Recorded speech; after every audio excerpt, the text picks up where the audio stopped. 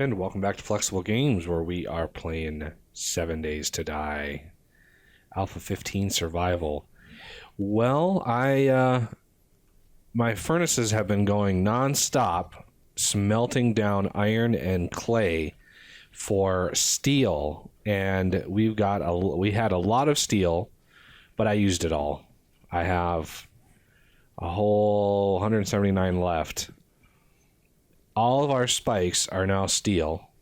I went around and hammered them all. It was just 10 minutes of me just hammering with my hammer, and it would have been really obnoxious to do that on camera. So I went ahead and did that, as well as we had enough to go around the first 2 layers and put the steel in on our pillars, which is awesome, because that will give us way more strength, because this is the horde that I think cops start spawning. So we have to be very, very careful and pick those guys off if we can. With them running and with my base not complete yet, it's going to be difficult, because when they get injured to a certain point, they explode.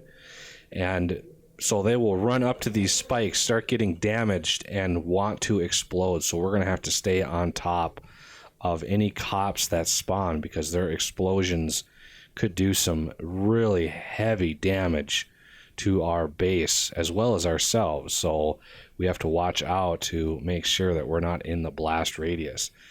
One thing that they like to do is track towards doors.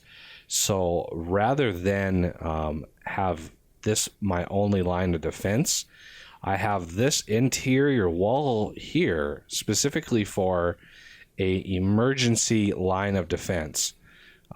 This concrete, just absolute fortress in here. If these pillars somehow go down and part of my base is open, then this is going to be my line of defense until I can figure out or wait until morning, sit in here and repair or do whatever it takes.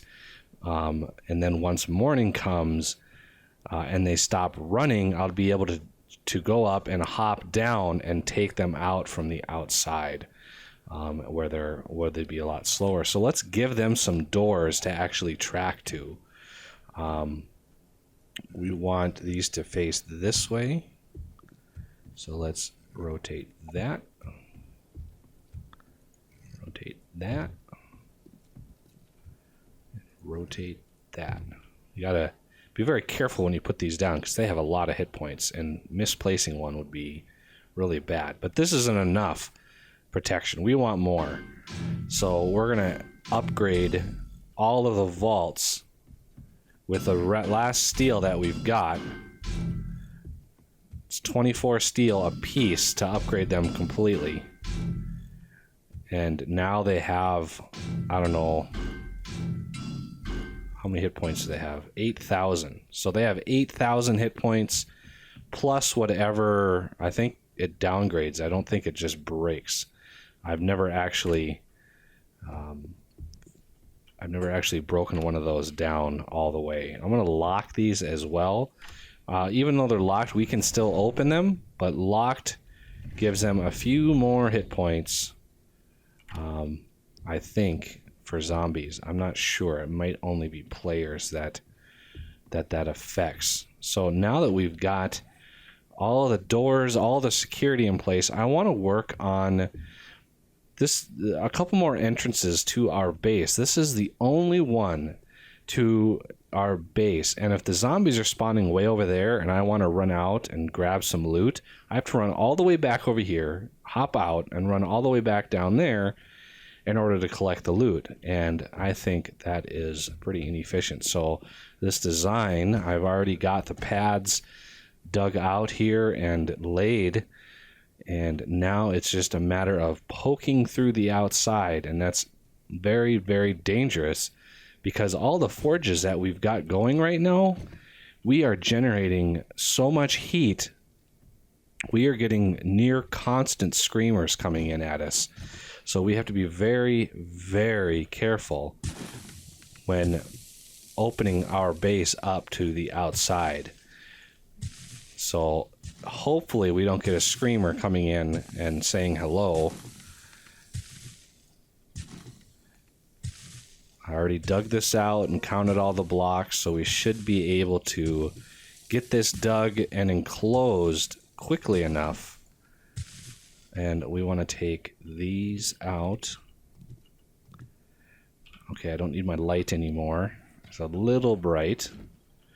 So we're going to hop up a couple here.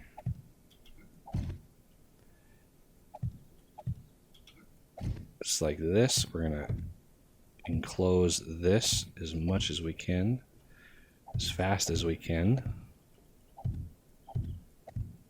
And let's see, how do I want this to be the outside. Let's get this enclosed.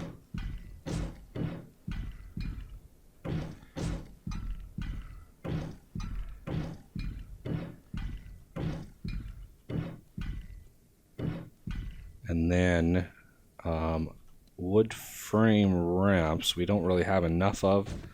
We're going to put them on this side just to, if they're coming in from this way. I'll add a couple more to these outside here soon. So we want to finish these off. This whole place is going to be sort of a secure bunker where we'll be able to pop in and out, as well as put a storage chest in here to sort of help that along.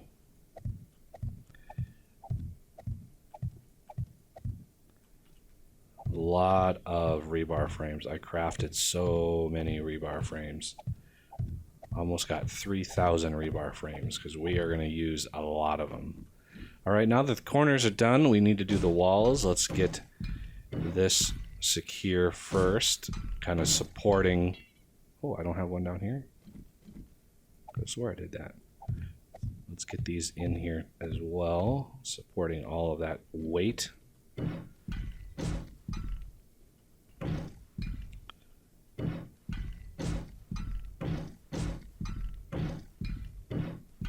I wish I had a nail gun. This would go way faster. That nail gun is great.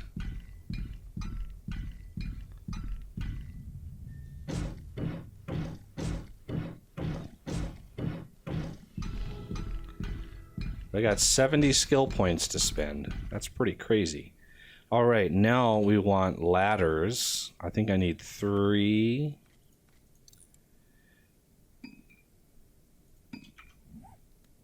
I think it's 3. 1, 2, 3. Leave the bottom one open, and now we can pop out here and put our hatch like that.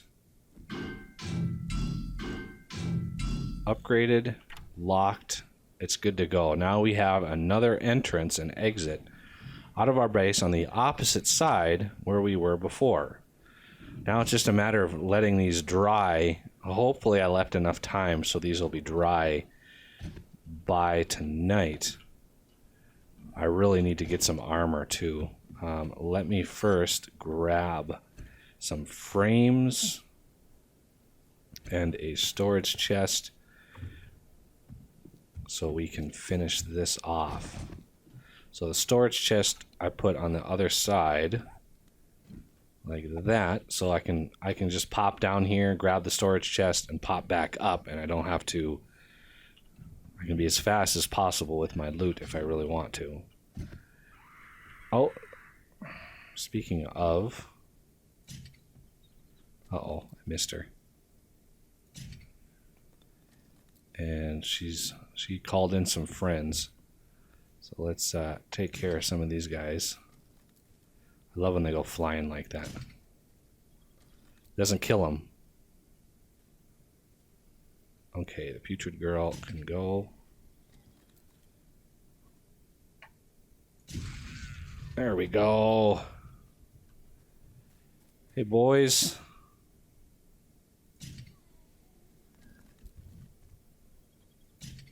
Oh, I missed. All right, I think that's good. Oh, so many sham and painkillers. Just so many painkillers. Look at that, sham painkillers. Ooh, water. Nothing. Oh. Nothing. Wow. Pretty stingy with the loot so far. So we're gonna kind of cross these here just in case. That way they don't sit and pound on one of these.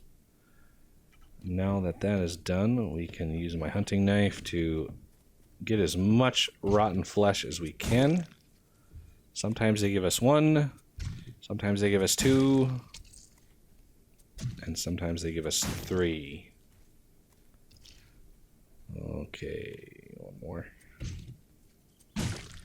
Not as concerned with the bone. I've got a lot of bone already.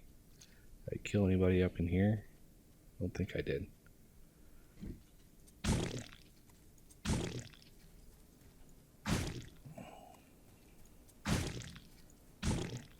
You know, a screamer is a good way to actually just farm zombies. You just get a screamer somewhere, box her in. I don't know how, but let her just scream a whole bunch of times and it would just spawn tons of zombies. You could really go to town. Oh, there's one I missed. Kind of camouflaged in there with the terrain. So yeah, now we've got another entrance and exit. So that is good. I've got them dug out on all 4 corners, or all the 3 remaining corners. So there's one over here ready to go. And this one I actually put in the wrong spot. It should have gone right in here, but that's fine. It's right on the edge of our stairs. It's kind of our main entrance anyway. And then there's one right over here as well. But these two are a little trickier because, especially this one, there's actually a hill that we've got to flatten first before we would be able to manage that. So here we go. We've got almost another 500 steel. So once this clay hits 5,000, we will have another 500 steel that we can use to upgrade maybe the rest of our pillars. Might be a good idea. I do want to get that farm going, and I've got quite a bit of rotten flesh. I've got enough for 33, 38. I've got enough for 38 fertilizer. We're going to be using a lot of fertilizer. I want the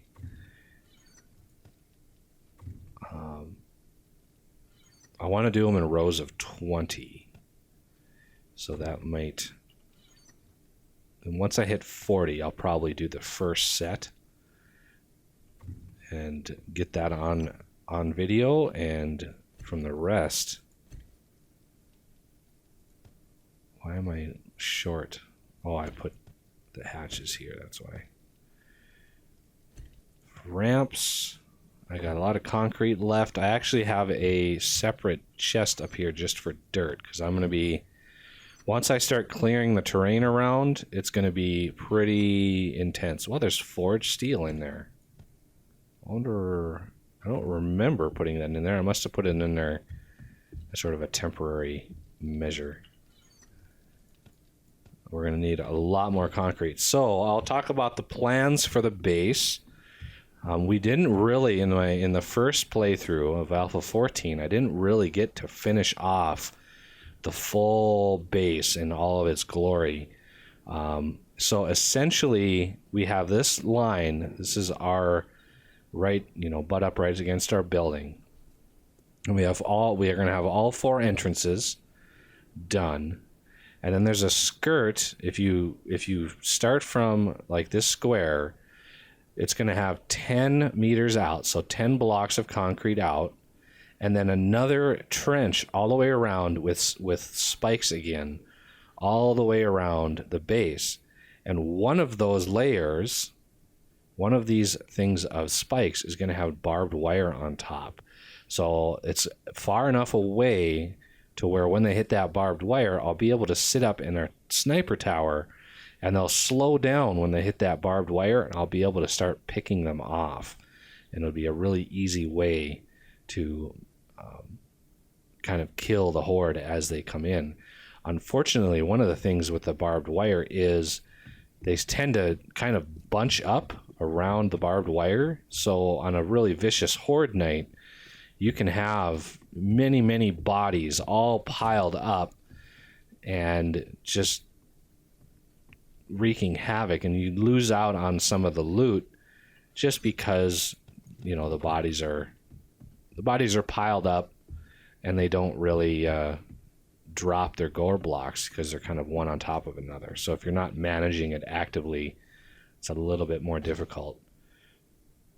So one of the things that we're going to want to do, because that skirting comes out 10 and then there's another trench, we're going to want to start filling in our little gap here, and then the same with the other side. So there's this area over here that's going to have to, we're going to have to figure out how we're going to manage that as well. So this little low area, I'm not going to fill this whole valley in, obviously. That would be a little crazy.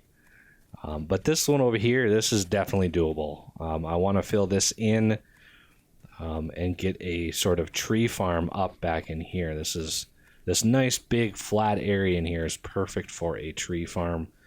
And that house will eventually go away. I'll eventually tear that whole house down, and this whole area can be like a tree farm where I just plant dozens of trees, and you know, the wood is taken care of from there. So to fill this all in, you could, you know, there's a lot of different techniques to fill in. Because I'm going to have so much dirt and I've already got so much of the plant fibers, I use sod. And I really like sod. It's more sturdy than dirt, has more hit points, but also you can pick it up if you misplace it.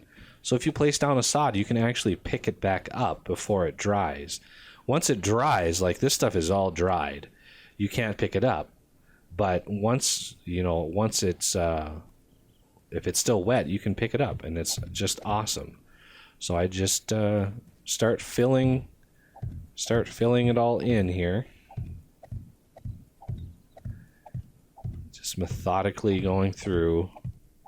It goes actually pretty fast. I mean, it might seem a little monotonous and tedious, but it goes pretty fast. Because we only need to fill it up to this spot here. Because of the skirting that goes around, where we don't need to fill it up too much. Because after the trench, after this outside trench, I go another 10 blocks with concrete, and then the dirt starts. So it's going to be a huge area around this base that's going to have a concrete floor. And the reason I do that is when zombies die on ground like this, they tend to, if their bodies decompose, and if they tend to kind of dent. They put dents in the ground, and after a few horde nights, those dents get pretty pronounced. And when you use concrete, that doesn't happen when you use regular blocks. Now, I could use wood or some other thing, but concrete is good because if I'm shooting at zombies from my sniper tower and I miss, that bullet is going to hit the block, and the bullets from those guns do damage to those blocks. So in essence, you would be destroying your own base if you used weaker blocks for them to stand on. Concrete has 6,000 hit points, and it doesn't really get destroyed very easily. You can easily come in with a little bit of concrete and repair all the damaged blocks. Whereas if you used wood, you might even destroy a couple blocks. Plus, concrete just gives the sense that this place is an absolute fortress. And you know, maybe a zombie or two would be scared away. I don't think that happens, but yeah, this this whole area is just going to be a sea of concrete. And over here, the other plan is I'm going to have to take out the majority of this hill. Because right under here, maybe right about here, I'm gonna come out from the underground there, trench down or tunnel in, and right about here, I'm gonna have a big area underground that's going to be a garage for the mini bike, and there's going to be a ramp going out to the outside, and there's going to be pillars on top of the ramp so zombies can't get in and the mini bike can get in and out. I am pretty sure you can still sneak a mini bike through the pillar 50s like that. If that has changed, please let me know, because that is a huge part of the design of this system, the garage and ramp. And if that won't work anymore, I'm going to have to rethink how I'm going to do the garage, because that would suck, as you know, having to have an open air garage. I would just have to basically have a garage that zombies won't get stuck on and start destroying. But the plan is to have the garage, then have the ramp going out, and the street is right there. So I'll have the garage like right in here. The ramp will come out, and I'll be able to hit the street right away. I even make some asphalt or something and put in the road, so it makes it all look official. But those are the long-term plans. We're talking, you know, day 80 to 90 is when that kind of stuff gets done. And we're going to want to start the process as soon as possible here, just because it's going to take a while. So the first step is getting these things filled in, getting the terrain ready for massive amount of concrete. Once that steel is done smelting, I don't have enough iron to, you know, smelt another batch, but I'll probably start smelting some more stone to make cement, because we're going to be using just thousands and thousands of cement for this whole project. So those are the future plans.